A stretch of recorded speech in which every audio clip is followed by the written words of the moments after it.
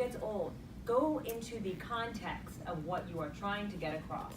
Skip these cliches, go into the context, and provide that scene development that we talked about a few pages back.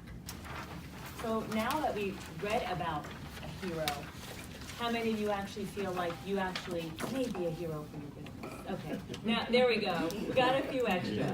Yeah, you are the hero. Own that. You are solving a problem. So really own that, because when you speak about it, they're looking to you for answers. So if you don't feel like you're the hero, that's going to come out in your presentation. The confidence, the delivery, all of it. My 401k wiped out, my bank account a mess, my home foreclosed. I had given up hope until I got my first client. His voice sounded familiar, but he refused to tell me his name. Then it hit me. It was Bill Clinton. A lot more power in version 2, because the focus was on the ear, not the eye. The focus was on using fewer words. Does this become a little bit more clear? The focus was really on cutting useless words.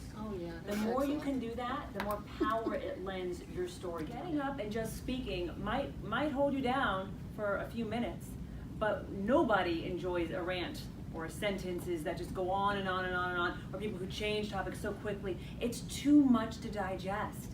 So when you are the speaker, you are the one chosen to be at the front. Take that seriously. Create structure. Practice your talk. Treat it just as seriously as you treat your own business. And no one can say that your childhood hasn't impacted who you are today in some shape or form. So does this exercise help you thinking of golden coins within your own company, your own story? There's a lot of power in it. The question that I ask all of you when you feel stuck, how can I find a way? And it makes your mind just think, because you ask yourself how, not I can't, not this is not going to happen. Finish. Yes, your power story, really, and starting out with that positioning. A lot of people forget that, but there's positioning involved before you even get up to talk, you know?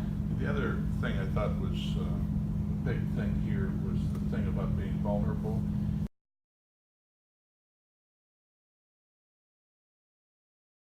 I'm CEO of the Employer Healthcare Coalition, representing 2.2 million lives.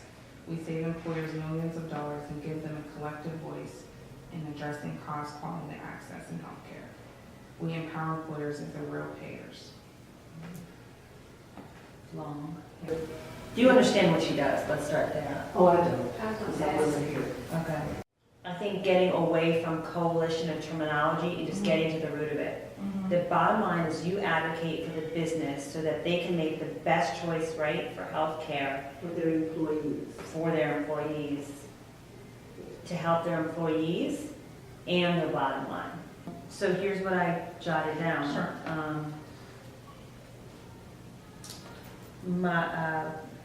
My nonprofit, I think you just own it, you know. My nonprofit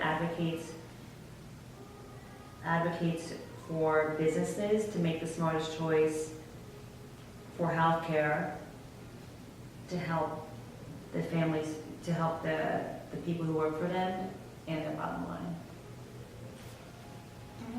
Because everyone here has more nitty gritty to say. I mean, like, there's a lot more she could What I say. do like about it is, what I want to make, which often still happens, is we get confused with brokers and consultants. Like, oh, I'm a broker who does that.